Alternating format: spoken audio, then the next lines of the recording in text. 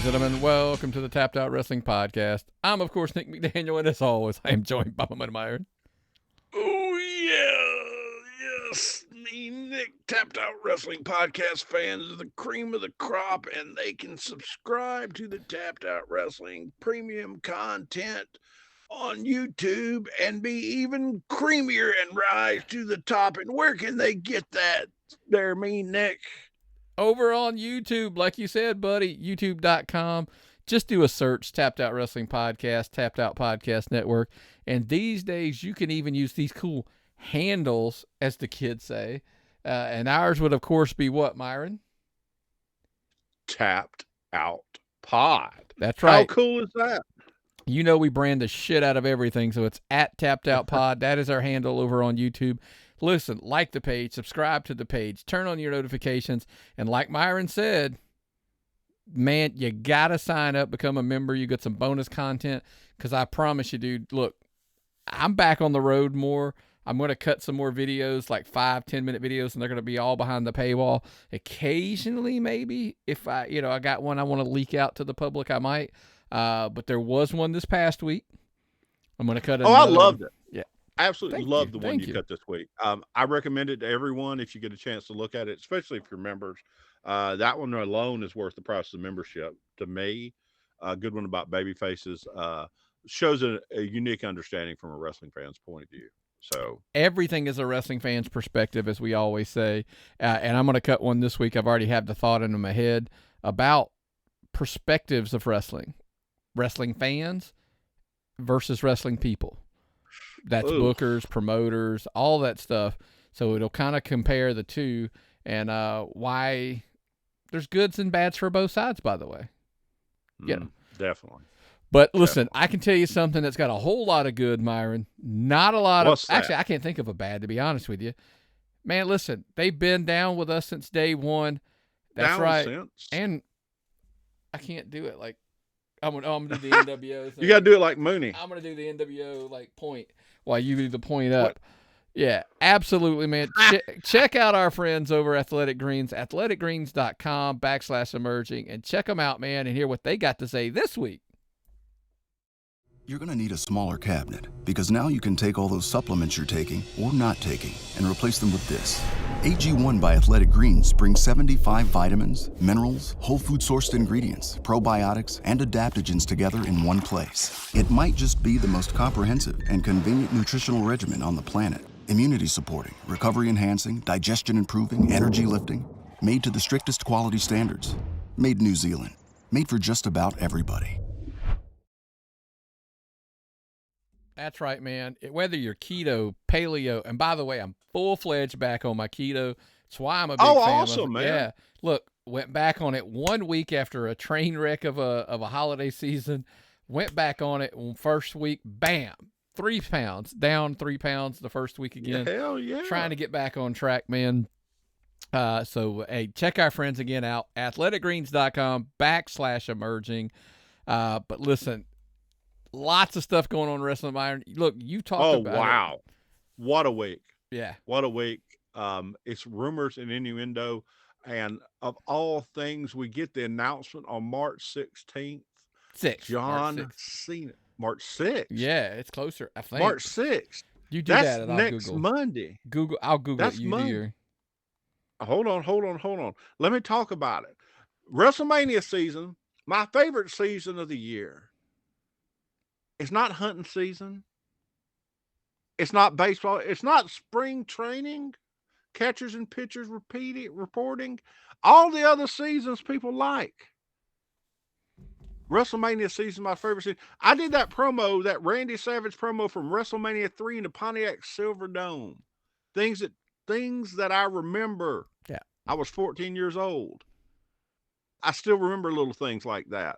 Because it happened during WrestleMania season. We're in WrestleMania season. Yeah. You hear John Cena's name mentioned, all of a sudden, business is picking up again. So we got a little excited. Yeah, so it is in Boston, Massachusetts. It is on the 6th, and that's kind of the why. I guess he's going to be right there close to his hometown area. Yeah.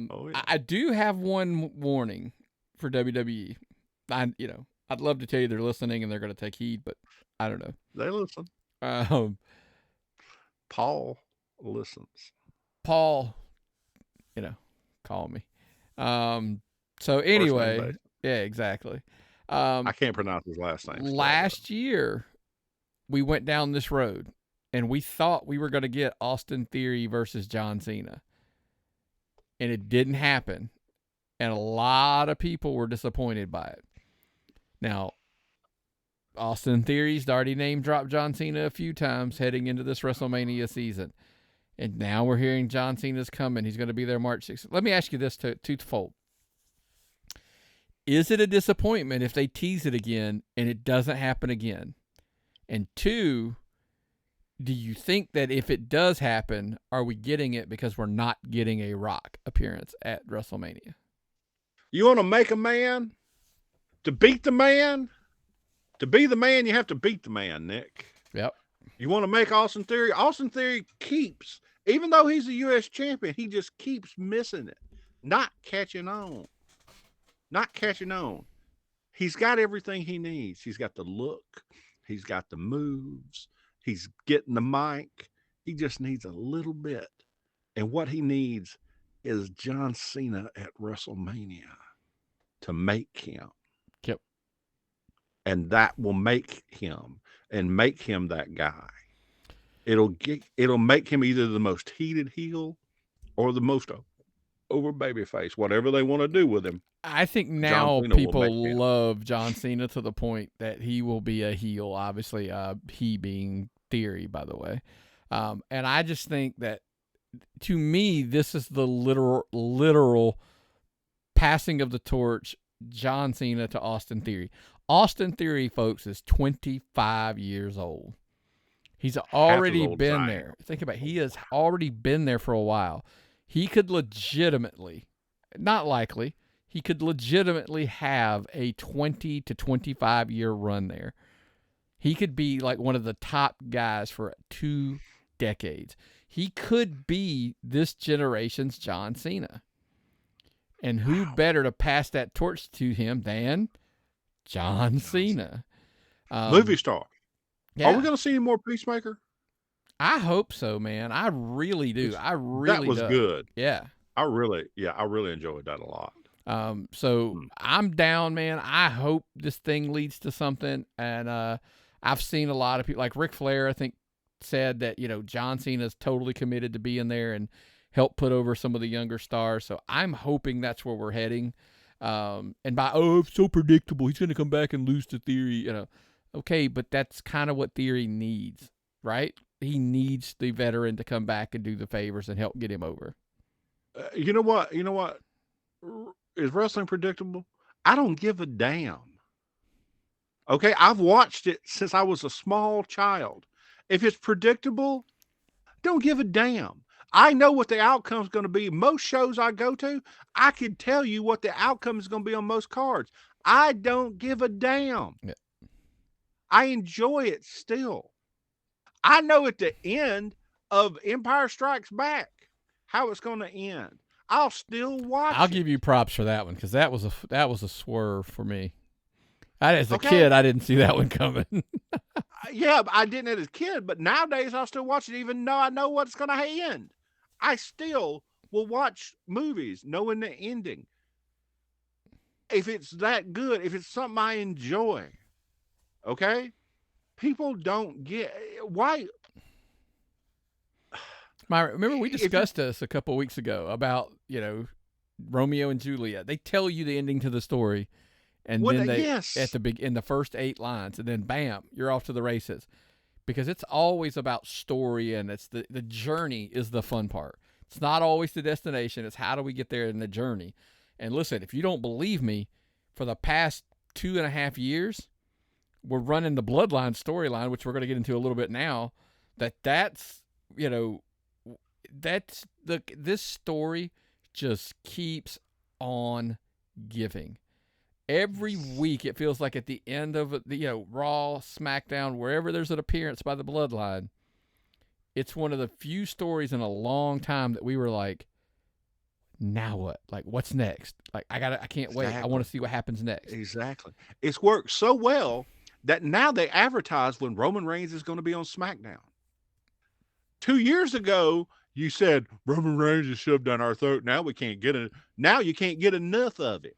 Now they advertise when he's going to be on the show. He's not on there every week. They just dole it out like a little bit of salt, and y'all eat it up. Yeah.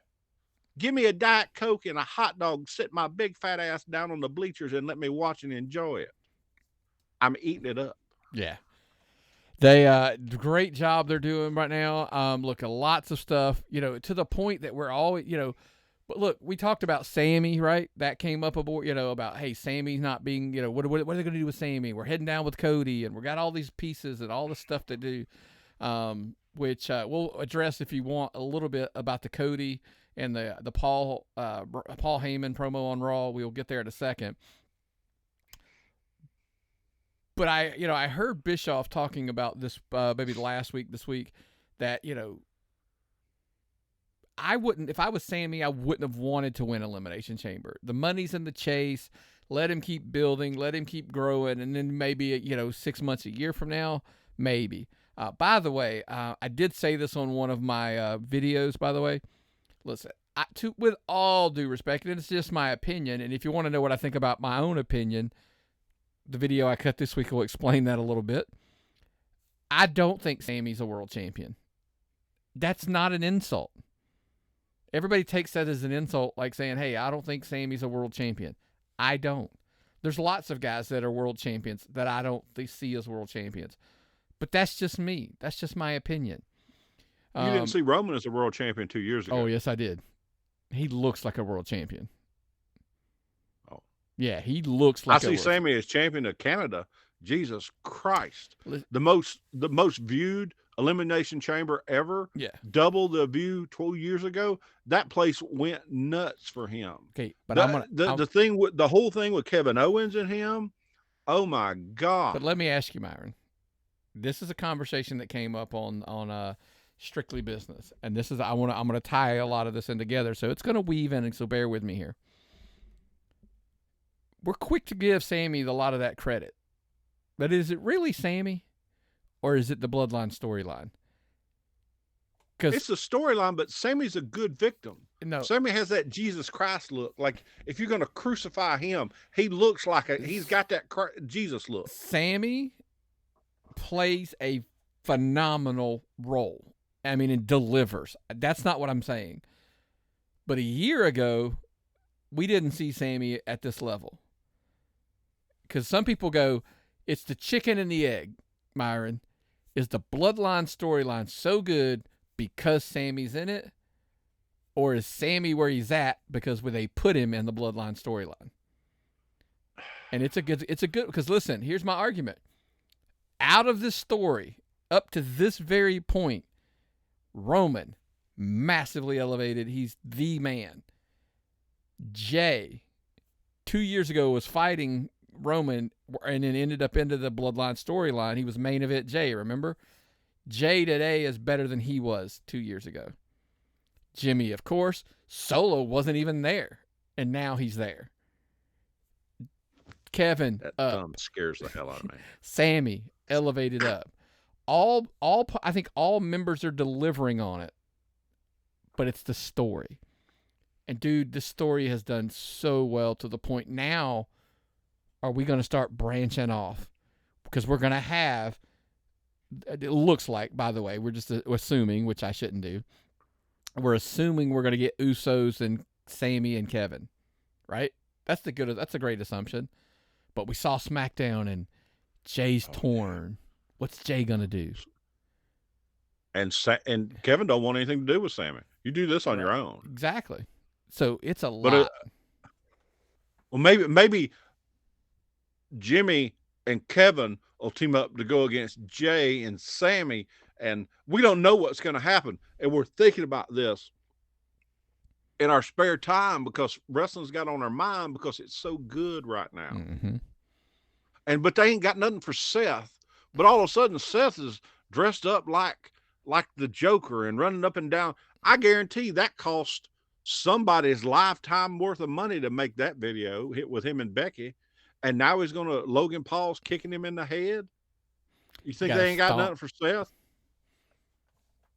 Oh, they got something for Seth. Yeah. He's doing just fine. Yeah. My question is, Myron, out of this Bloodline story, here's the thing. Somebody's like, how do we end the Bloodline, right? There only can be one way. It's Romeo and Juliet in the sense of we kind of probably know the ending. But how in depth do you go with the ending? Great scenario I heard pitched. I'm not stealing it, and I'm not plagiarizing in the sense of like I'm telling you I came up with this because I didn't. But the only way this story ends is with Roman Reigns losing everything. I'm talking championships. Yes. I'm talking family. I'm talking everything he thinks he's built. He will have to destroy, himself. He's going to run off Jimmy and Jay. He's going to run off Solo. Because he's already run off Sammy. He's going to lose his titles.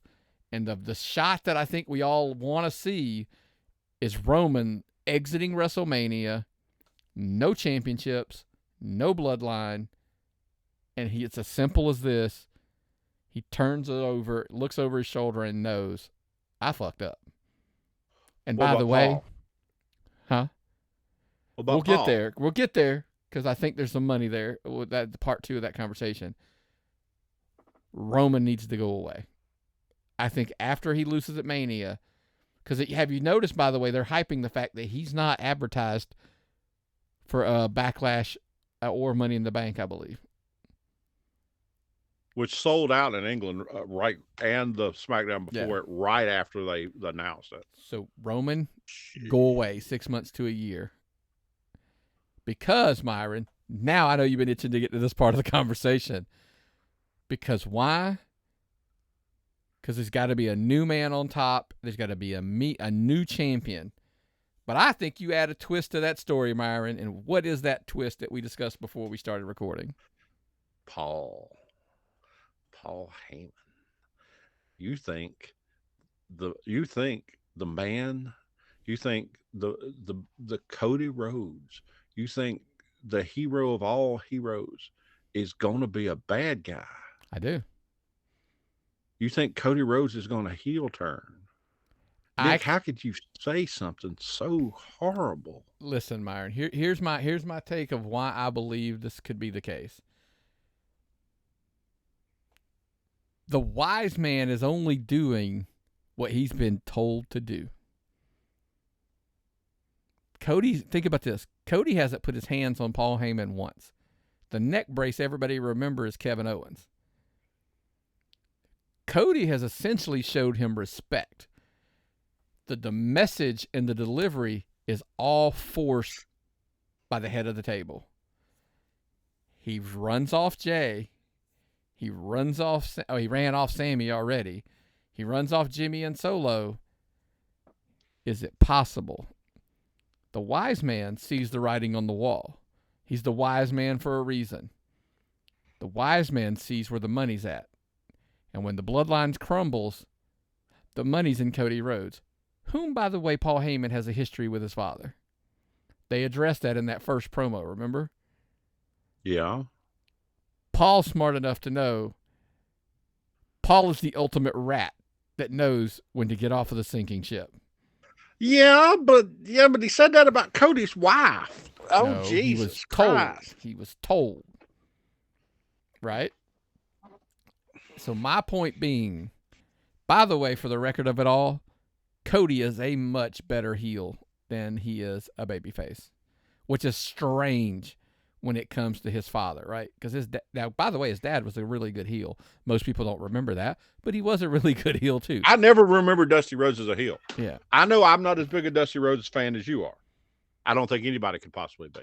If you, by the way, if you are a Dusty fan and you've never seen his heel stuff, go back and check it out. It's really. Where was really that good. at? He was in a tag team with Dick Murdoch. Oh. So there you go. Google it, YouTube it, and find some videos. Oh, shit. I've seen the pictures of those guys. By the way, Dusty was bad in Florida. By the way, he was one of the most heated ones. and he turned on Pac Song down in Florida, and that's where the American Dream was born, folks. He turned on Pac Song. I've heard nothing but Well, Pac Song turned on it, so Dusty they had to split. That's why. Anyway, let's get back on track to the one Cody Rhodes. My point being, heel Cody, wearing the suit, wearing with one Paul Heyman with him, and that damn tattoo. There you go. Because I said something about that tattoo is, if you're a wrestling fan and you see that tattoo, you're like, oh, that's a tattoo. But if you're not a wrestling fan and you see that, you're like, who the hell is that with that horrible fucking tattoo? I don't have any qualms with the tattoo. But has your wife seen it? Okay, that's a terrible voice to have because she doesn't like tattoos, period. She thinks all tattoos are bad. But that tattoo is a polarizing tattoo. It's polarizing. That's a good choice of words. I will go with that because that's a public opinion and a public perception. That I will go with. But he knew what he was doing when he got that. Sure he did. That's branding. Mm-hmm. It's a public branding. And listen, Myron, I'm just telling you, I think by the way, because now to tie all that together, Roman goes away for 6 months to a year. And Cody has a reign of terror, a la MJF. He does the reign of terror MJF wishes he was having in AEW right now. And then 6 months, 9 months, a year, the return of Roman to redeem himself after he's realized all of the wrongs he's done. That's a story, by the way. It's a really good story, I think. A redemption story. Yeah. Redemption stories get over huge. Yeah. And we could see all new merchandise, just great merchandise coming from that. Myron, you wanted to talk about another redemption story, by the way. It ain't a redemption story yet, but as much of as a douchebag as this guy's come off as, and much as I don't see how you can redeem that little bastard Dominic. And the thing is, and he went out there and just got in his father's face on SmackDown. Okay. And this is where Myron fails as a wrestling fan. A lot of times I have to be told that guy's a heel and this is what he's supposed to be doing. Because I just get in the point where I'm like, that bastard, that son of a bitch. Like I want to get up, like if I was at a local show, I'd want to get up and throw my popcorn at him. Okay? I want to boo him and I want to chant horrible things. I just want to be just an ass because this guy's just making me so damn. Then I realize, wow, he is really doing his job. He's actually really good at what he's doing. It's like The Miz, okay? When The Miz was totally healing up, that's what he was doing. You hated him and you didn't know why. You hated him because that was his job to make you hate him. And all of a sudden, bam, you hated him. And Dominic is just so hateable. And I can't help it. I can't help but be angry with him. Disgusted. And I just want to pinch his greasy little head. And the prison shit and the bad eye tattoo. God almighty. It all rubs you to the wrong way to make you hate him even more. Seriously, just makes me hate the little bastard. And it's funny, you go to complain and I go. Exactly. Like I got totally owned. I got worked. You got me. I'm a wrestling fan and you got me. You did exactly what you're supposed to do and that makes me even madder. And I want to pitch a fit right here in my face. God, it worked. I'm happy. But I'm still pissed off at them. Because that's what wrestling does. Thanks. Yeah. And listen, that's, look, it's we talk about fandom, and I'm going to get a little bit down that road on that video I want to cut this week over on our YouTube channel, youtube.com. Just search the handle @TappedOutPod. But another thing came up this week I wanted to address a little bit because it's a very similar topic. Vince Russo put out a post, and I sent it to you. And I want to talk about what it said, and I'm going to pull it up because I want to make sure. I'm going to read what he said. He said, bro, I could not believe, bro, shockingly, he said bro to start the sentence, the paragraph, whatever. Bro, I could not believe this guy debuted on WWE 10 years ago. So Bray apparently has been there for 10 years. I could not believe it, bro. 10 years. This guy, without a shadow of a doubt at this point in time, should be Undertaker status. The problem is this guy is brilliant. This guy is a genius. They cannot even write up to his level. I'm telling you, bro, that's the problem. Bro. Was Undertaker ever released, bro? No. Hey. Yeah, no. So, best joke of all time, for my opinion, is Vince Russo destroyed the periodic table because the ever he used was the element of surprise. I've heard that 1,000 times. I still love it. God, the internet. So point of Bray. This is kind of where we want to go, Myron. The key part of that whole thing is talk about how genius he is, how intelligent he is. They can't write up to his level. They can't write. Here's like, I want to throw my hands up. And by the way, I am a wrestling fan. I'm speaking to myself, by the way. Yes. So don't tappedoutpod@gmail.com. My take is, can storylines and angles be too complex and too intelligent and too smart for their own good? And what I mean by that is to the masses. Sure, people are going to get it. There's people who love everything about this story. Well, I mean, Myron, think about this. The highest grossing movies of all times typically aren't your Oscar winners. We're not morbidly obese teenage girls wearing chokers and black lingerie everywhere we go. So I don't think we understand this story. We're just morbidly obese old men. I am, at least, wearing black and no chokers. But this, I don't get it. The rabbits and the shit, and you start doing all this stuff. I don't get it. I watch his promos. I don't get it. Where are you going with this stuff? What are you doing with this stuff? Apparently, we are going to get to 6. Apparently, they kind of hinted at it on this week's episode. So okay, 6 people, maybe. By the way, is gone. That the voice that sounded, everybody's saying it sounded like Eric Young.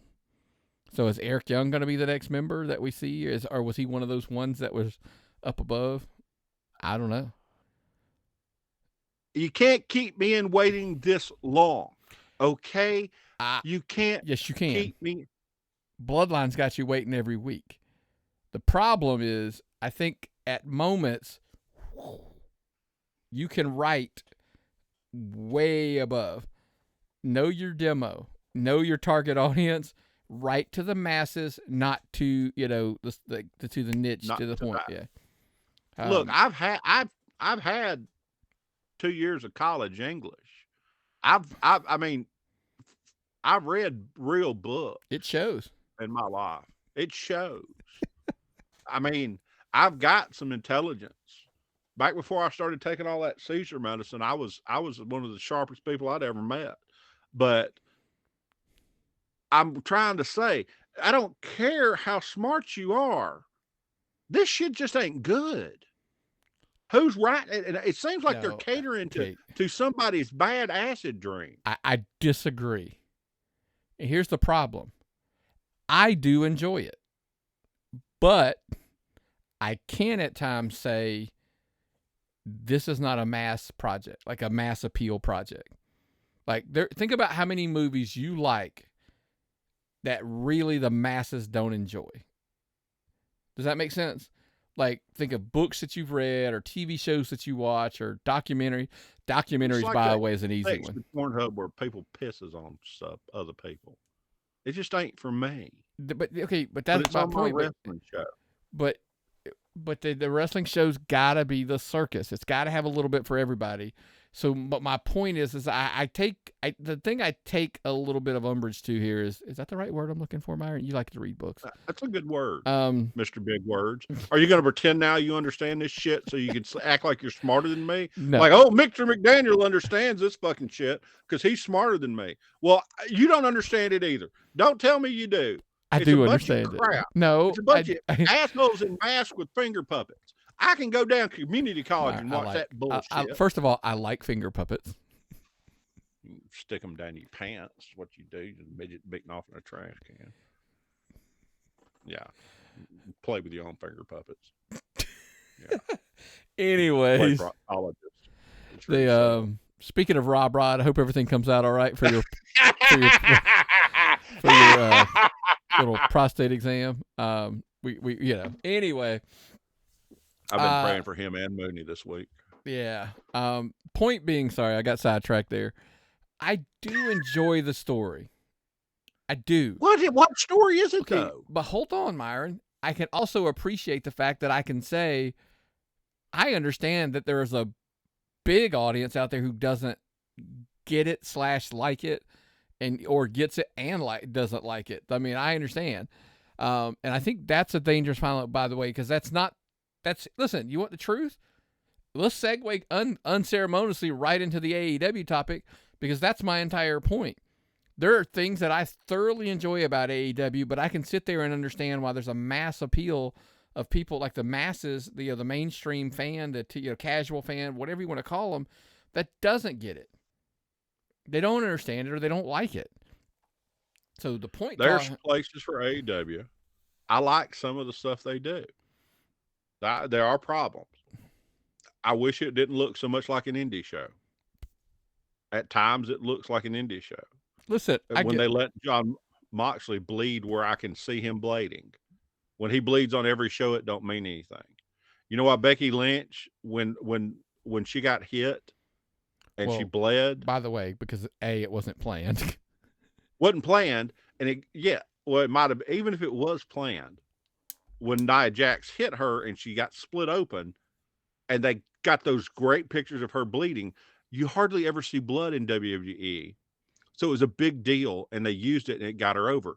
John Moxley, when he bleeds every time he gets in the match, it no longer means anything. So they've watered down a lot of significance, I think, when they go over these big matches every week. It seems to me like you got a lot of the guys doing what the guys want to do. And sometimes I miss out on stuff. I just don't. Seems. Look, it's not for you, but we know who it's for. I enjoy some of it. Because clearly the wrestling observers, reporters, writers, whatever you want to call them. And anyone who observes wrestling in person. Yes, you have. You see them all the time. Because the wrestling observer fan loves AEW to the point that they basically, not literally, but basically swept the awards. I mean, we're talking Wrestler of the Year, technical, promoter, booker, all that kind of stuff. And here's, by the way, this is the part why, like, everybody's going to come back and, like, I'm going to crap all over. Oh, they didn't deserve a single award. That's actually not my take. No. My take is they do deserve some of those awards 100%. The part that kind of throws me and shows you that there's bias is there are parts that you can say, with or without debate, to say WWE didn't earn any of those awards, not one. Yeah. And then like they have a category A award and category B awards. I know where fans vote and all that kind of stuff. Listen, Myron, the culture, if you, again, no disrespect, by the way, because hey, look, I was a subscriber for a while, but I've subscribed too. There's a culture that's just created that because you're told over and over that's wrestling. And so am I shocked that the wrestling fans, by the way, it wasn't wrestling fans, observer subscribers voted a certain way? No, because they're you know what's funny? Okay, by the way, I'm not political, but I'm going to say it this way. Why are you shocked when Fox News runs a poll that it is skewed towards a Republican result? Right? And oh my God! You mean to tell me that they blah blah blah? It's like always something silly, like CNN runs a poll and it's Democratic skewed. Get out of here! I'd have never seen that coming.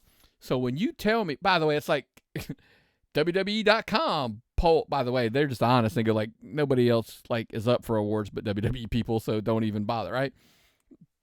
But WWE, you know, I'm trying to think of any more examples, but like when you tell me like Wrestling Observer newsletter fans vote AEW to be, you know, promotion of the year, shocking. Like everybody's like, oh, you should be surprised. Why? Like they're told over and over. By the way, I do want to give kudos and props to Dave Meltzer for having the freaking foresight to understand. He came out and said, well, if I were the only one saying it, I would have voted Triple H as Booker of the Year. Like how dodge that one, right? Dodge that, you know, that whole shit show that would have came. It doesn't matter, by the way. Listen, and I almost went down the awards avenue. It doesn't matter if it's just a Wrestling Observer newsletter. The four people that see it, you know, I'm torn here. One of my closest friends met Tony Khan just the other day and told me what a genuine and a nice guy Tony Khan was and a true wrestling fan. And I think he really is. I think he's putting out the best quality product he thinks he can. And I think he loves wrestling. No, and hold on. I'm going to let you finish, but I do want to correct what you just said.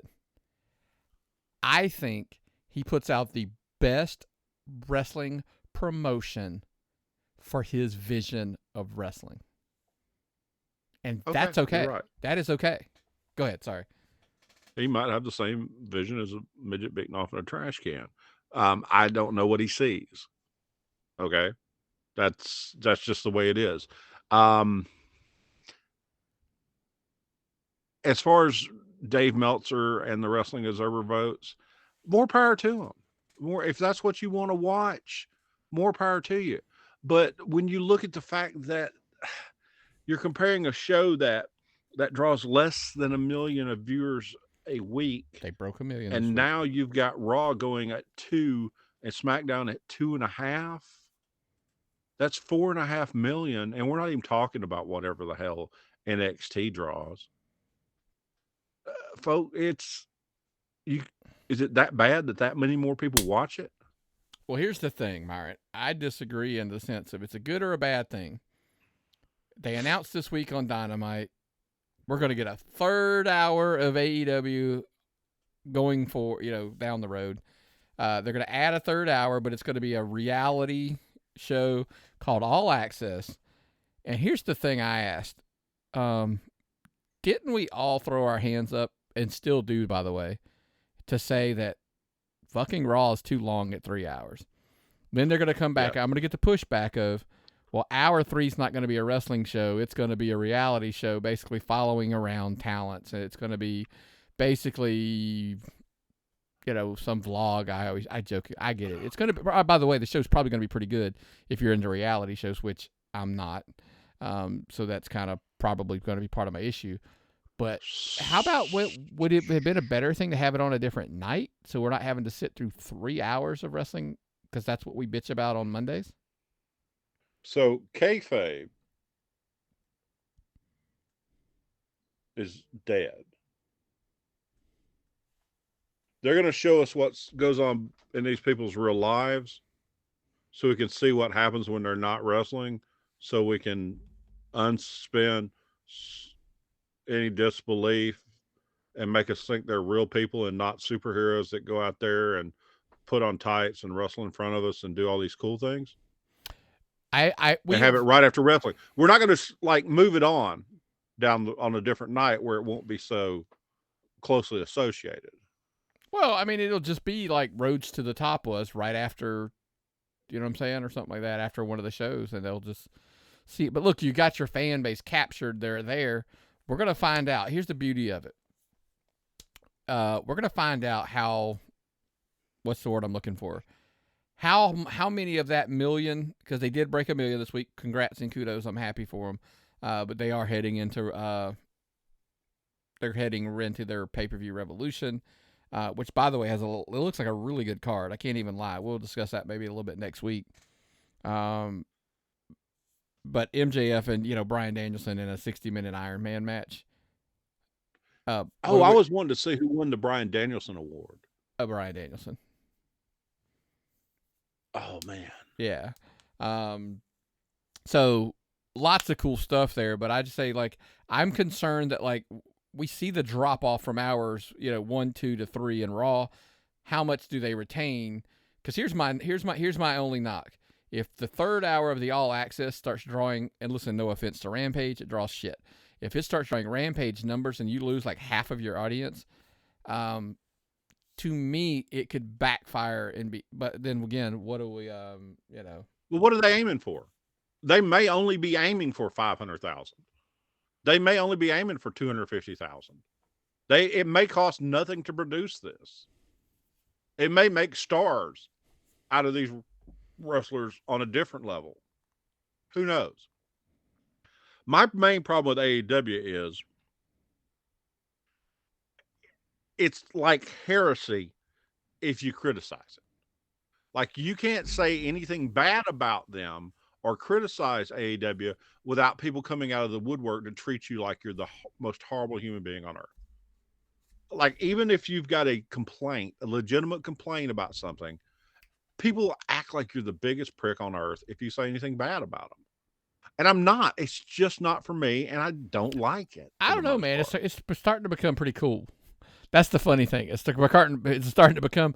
We talked about momentum a couple of weeks ago, and I think the momentum is shifting where it's starting to become cool to be a WWE fan again, and it's starting to like gain a little momentum to be able to beat up on AEW, which I don't like. I don't like that at all. I hope they. I don't want to beat up on anybody, but the thing is, if there's something that I don't like, I'm going to tell people. That's why we have a podcast, so we can talk about what we like and don't like.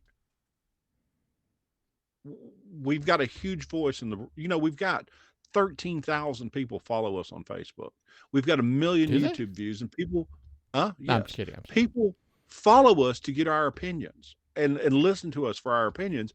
And I try to do that unbiased, but there are things I don't like.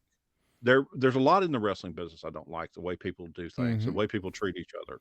And if you want to hear some of mine, Myron, yes, this week I'm going to cut a video. Have you heard?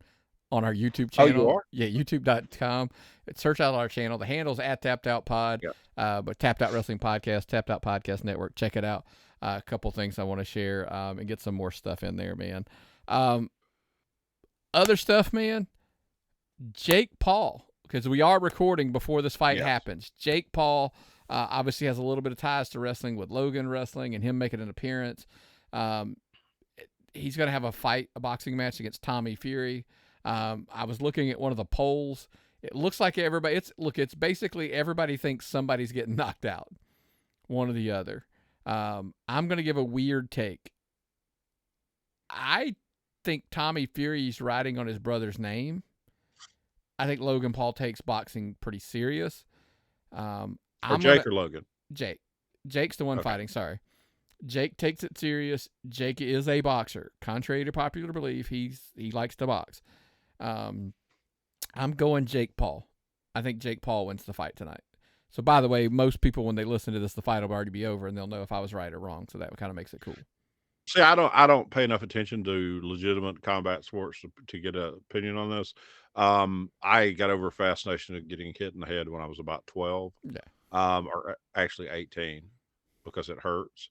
But the thing is, these people know how to draw attention to themselves. And I like the fact that even their brothers are associated with the wrestling business, because it draws more attention to the wrestling business. These people are media superstars. And I think people coming up in any kind of business today, especially the wrestling business, need to kind of watch these people as much as they watch wrestlers. Yeah. That's the big fight tonight. The Last of Us, episode 7. So I'm jacked about that. But Myron, sidebar before we get out of here. Somebody asked me, and what do you guys do for fun? And so lately, the two of us have picked up something. I had a buddy of mine call me the other day. And he goes, Nick, I didn't even think you gamed anymore. Like, I haven't heard you talk about a video game. I took a long break. A long break. So we both started going back and forth. And what did we pick up to play? Fallout 4. Because we're old men. I played 76 a long time, but the thing is, I don't like interacting with people when I game. Yeah. I like being alone. Agreed. I hate to say it, but I game for relaxation. And the last thing I want is to be out around other people when I'm gaming. Yeah. So that's kind of what we picked up. I mean, we're playing Fallout 4 again, having a blast. If anybody's played it, they got cool tricks. Like, how crazy is it? Like, I told you, like, a little thing that I do, and you're like, what? Dude, I have 1,400 hours in that game, and you just gave me a tip on it. Yeah. That I never had thought of. Okay? Never had thought of. So here's the tip. That's I'm going to amazing. share it on the air, Myron. Myron asked me about, like, so what did you ask me? Tell me My settlements all had poor satisfaction ratings. So I needed to help get that up just for personal edification. Yeah. And Nick said, arm your settlers. And I'm like, I've never done Now, that before. Full disclosure, I don't know if that works. I don't know if that's why, but all my settlements are happy, right? They're all up in the occasionally one will fall down into the 60s, 70s, but it turns around and gets fixed. It's up into the 70s and 80s, 90s, up to 80s or whatever. And I said, Myron, do you not arm them? And like I literally put armor and a good weapon in to every settler in the place. And Myron gave me this look like, what? Like, why? I also play a heavily modded game, so if y'all have favorite mods or anything, share with me, and I'll share with you what I like to play with. So here's why I'm asking. I think I want to get us set up to where we're doing some recording us playing some games. So send in your request for games to tappedoutpod@gmail.com. Oh, yeah. Something we should get I've on got a Steam. huge Steam library. Yeah. Huge Steam library. I just haven't played I haven't played a tenth of what's in my Steam library because I used to buy everything that went on sale. Right. Back when I was before I did. Should we buy like 2K, like one of the 2K wrestling games, and play some and record it? Oh, that'd be fun. Put it up and whatever. Because I think what would be cool, instead of trying to stream it and there's lag and everything and jacking your computer stream and all that kind of stuff, just open a window, shrink us down, have us play, put that in one of the TVs or something, and just record it on OBS and then upload the video to us playing. That would be fun. That would be fun, to say the least. But give us your thoughts on something, because honestly, if we do that, obviously, Myron, we're gonna put it somewhere. Where would we put that first, Myron? YouTube. That's right, on our YouTube channel, because you can't do it anywhere else. YouTube.com. Search us at Tapped Out Wrestling Podcast, Tapped Out Podcast Network, or of course our handle at Tapped Out Pod. Like, subscribe, turn your notifications on, and become a paying member and get that early and get the show early, a day early, as well as any bonus stuff we put out there. Look, we get it. There's lots of you guys out there that listen to us on Spotify, Apple Music, Apple Podcasts, whatever, iHeartMedia, Google Podcasts, so forth and so on. Amazon Music's always a fun one that I always find out when we have that one. That was kind of cool when we picked that one up. Lots of cool stuff, man. Check us out anywhere and everywhere. If you are a subscriber on one of the podcast platforms, man, throw us a 5-star rating and review. We would greatly appreciate it. Definitely. Yeah. So, man, what else are you excited about before we get out of here, man? I got a couple things I want to run through real quick. Saturday, Scenic City Rumble, Chattanooga. I suggest you check that out, folks. Looking at a show Sunday, Colbert. Is that where it's at? Yep, Colbert. Trying to find out what we're going to be doing this weekend. Got that big show in Monroe coming up this couple of weeks. That's the 18th, right? 18th. Mm-hmm. Find something you like, enjoy it. I wanted to take a brief moment to talk about Jordan Grace and the amount of shit she's been getting online for transforming her body into a bodybuilder. Now, personally, I tend to like my women a little bit on the thicker side. That's a personal preference. She became a bodybuilder. Do I like the way she looks now? Personally, not for me. But this is the body she's transformed herself into. She's gotten herself into this. She's worked hard. If you want to criticize her, you can go to hell. Hey, I got a cool concept, by the way. I don't think she transformed her body for any of us. She didn't do it. She did it for herself. So the only person fit to criticize her is her, and maybe her husband can talk to. Neither does he. I've learned that a long time ago. He doesn't even have that right. Nope. Okay. If that was what she wanted to do, that was what she wanted to do. Okay, so just leave her the fuck alone. She's doing fine. Also, why can't I buy 20-ounce Diet Cokes in 6-packs? Why do I have to buy these 16-ounce little shits? They don't fit in cup holders very well. I want to buy 20 ounces, not 16 ounces. If someone knows a solution to how I can make that happen in the future or have them delivered to my home, I don't like to purchase them individually because it's much more expensive, but I will if I have to. Yeah. So keep your eyes out on that, folks. Tappedoutpod@gmail.com. Let Myron know, or find him over on Twitter at MyronTheMark, TOP, and shoot him a message. Right, Myron? I'm hardly ever there except if I'm looking at certain things. You can find him on Facebook and all that other good stuff as well. But if you email us, I'll forward it over to him. Keep your eyes open. Also, I'm going to tell you, keep an eye on Liv Morgan. I think she is probably going to be the most up-and-coming superstar in the next couple of years. Had that big match. Who was the one that came out with Natalya this week? You didn't see that SmackDown? I can't remember. I missed that part. I missed that match, but I did. Okay. Yeah. It was a kick. Jesus Christ. Ronda and Shayna are damn scary. Yeah. So women's wrestling doing great on WWE. Putting on there's going to be an all-women's show in Monroe. They're doing AEW's picking up their stories with women. Wrestling. Look, women's wrestling is in a great place. Yes. So kudos to all parties, and they're all trying. I mean, and look, Camille she's carrying NWA's women division. Jesus Christ. With all the talents. I can't see how she's not been picked up by one of the bigs. She will be. Yeah, I think when her contract's done, I think we see her. She should be facing Charlotte. Jesus Christ, Charlotte's promo on SmackDown was amazing. You mean there's a Flair who cuts a good promo?